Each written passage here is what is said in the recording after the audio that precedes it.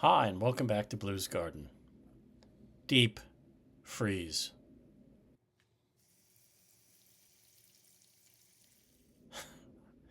Uh, Deep freeze. Last night was 8 Fahrenheit, 8 whole degrees. It was cold. So cold that my car had a tough time starting. I had to jump it, jump the battery. Tonight, low in the mid teens. It should warm up a little into the low 20s the next couple nights. But yeah, deep freeze. Um, let's take a look ahead. Actually, let's look back first. I managed to harvest some potato right after Thanksgiving, right after the weekend after Thanksgiving during that Saturday. I transplanted some celery that I've been regrowing from just the bottom of a celery stalk. Put that in some ground in the dirt and planted some herbs in and have been growing some lettuce. That's all growing in my basement under the grow lights. So I put, let's see, I put some basil in. I already have parsley growing down there, oregano, and some different lettuces. Speaking of herbs, I dehydrated some. So I managed to dehydrate some thyme that I cut and some oregano. I cook what I call my Italian blend, but thyme, oregano, basil, parsley, tiny bit of sage, a tiny bit of a couple of other things, some cracked black pepper, and some sea salt. That's sort of a mix that I use for a lot of cooking. Certainly, quick meals like some chicken, some sautéed chicken, or sometimes some steak tips or something like that. So I'm dehydrating the herbs, and that all goes into what I call my Italian blend. It's really my Greek blend, since. But what else? I also harvested potato, did the herbs, planted some herbs. Oh, made bone broth the weekend after for Thanksgiving. It actually cooked for, I usually cook it for like 4 or 5 days. Really cook it down. It's a nice concentrated bone broth. Let's take a look. Starting Thanksgiving night, the whole carcass goes in and boils for a couple of days. Just boil it all down, all that liquid. And I do so somewhere around mid-Saturday. I will take all the bones out, separate the broth from what's left of the bones after a couple of days. And then that liquid will end up going back on the stove for a couple more days.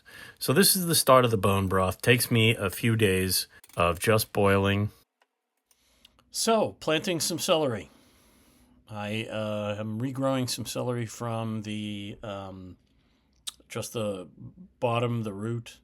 Put it in some water. Use the celery for cooking some soups and for my Thanksgiving and a mirepoix, another cooking. So I've been regrowing that, and then I just put it in some dirt. As I mentioned, the celery started in some water from just the bottom root part. A few weeks of that, you could get a little bit of white root. I start with some potting soil and add in some seed starter to just lighten it up a little. And seed starter is just predominantly more peat and some perlite. And then in it goes. And as with everything, I water it in nice. Add a little more soil there to get it a nice level. And there. So as with everything, water it in nicely.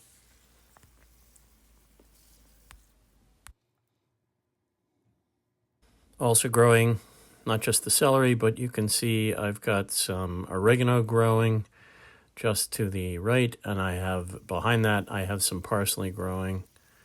There's a little watering of that, and some lettuce.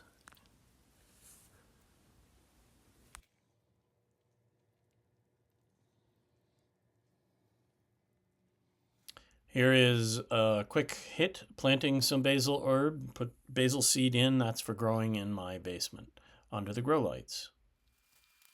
As with the celery, I start with some potting soil and mix in some peat for the top inch or two. I kind of mix it up a little bit so that it's not all one.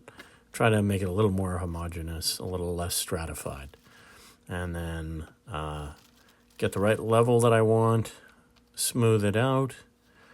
I like the seed starter on top. It just gives the seed something to get into. Now here's the dwarf Italian basil. Just some seeds in, nicely distributed. And then a light fluffy of the potting mix. The seed starter on top. Very, very light. No more than a 1/4 inch. Speaking of herbs, dehydrating some herbs, some thyme that I cut, and some basil. Let's take a look at that. Sorry, thyme and oregano. Thyme and oregano. As I mentioned, I cut some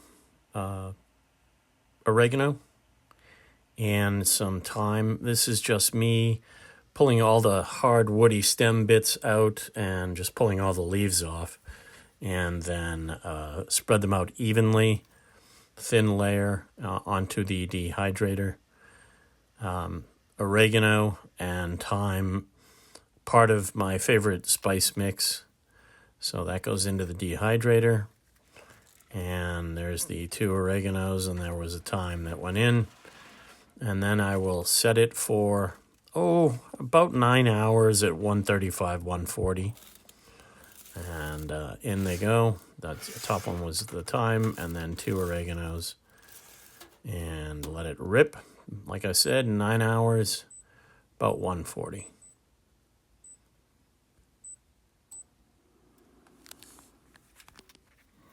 Once it comes out, I pull all whatever remaining stems are out. It's nice and dried, no wet at all. Kind of crumble it up as much as I can. And then, so the sticks and twigs will go into that bowl, which is going to go to the compost pile. And then the oregano and thyme leaves get crumbled up as much as I can, and they go into the little spice mix that I'm going to keep. I'll add a few more too, but I'll do that every time I cut some oregano and some basil and parsley. Surprise, on the Friday after Thanksgiving, Friday and Saturday, I did a little weed cleanup, and also I found a couple more grow bags of potatoes, so I harvested the dark red Norland. And also, I did not harvest these, but I have some surprise. I call them surprise potatoes because I didn't label those grow bags. 2 more bags that I call surprise because I have no idea what's in them. I mean, I can guess. It's only one of 3 or 4 different kinds of seed potato I had. So it's either Adirondack Red, Adirondack Blue, Dark Red Norland, or Sarpo Mira. Or it could be Yukon Gold too. So yeah, I have 5 different seed potato. The walkway that you can sort of see underneath my right foot where all those dead sticks and weeds and whatnot are actually is in the perfect landing zone for when any of the ice and snow falls off my roof. I have a very sharply pitched slate roof, and so that area that I'm clearing is a nightmare. That had to go away. This is the surprise bag that I forgot that I had of potato. It is dark red Norland from Wood Prairie Family Farms. I'm finding the dark red Norland potato.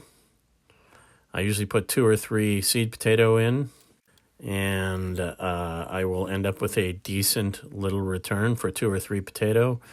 Your goal is to get about 7 to 10 times the return. So I get about 20 potatoes. That's a great thing.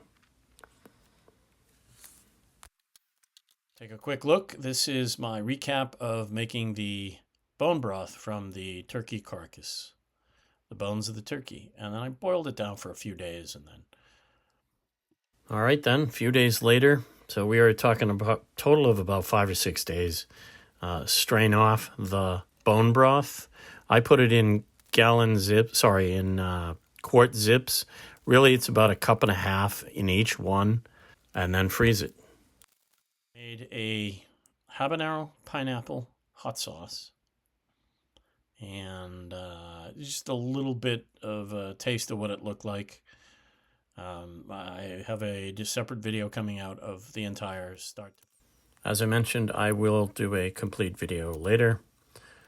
Diced onion, some habanero, some lemon aiji, and some of my pineapple. I took some crushed pineapple chunks and diced it up. And the lighter yellow is the pineapple habanero hot sauce. Like I said, busy week. Deep freeze, ice cold, rough weather outside, but I still managed to get outside and get some potatoes in. Got my celery and basil going on down in the basement. Dehydrated some other herbs, thyme and oregano. Finished off the bone broth. That's total cooking time of about 5 days. 4, 5, 6 days, something like that. Depends. Quite a lot going on.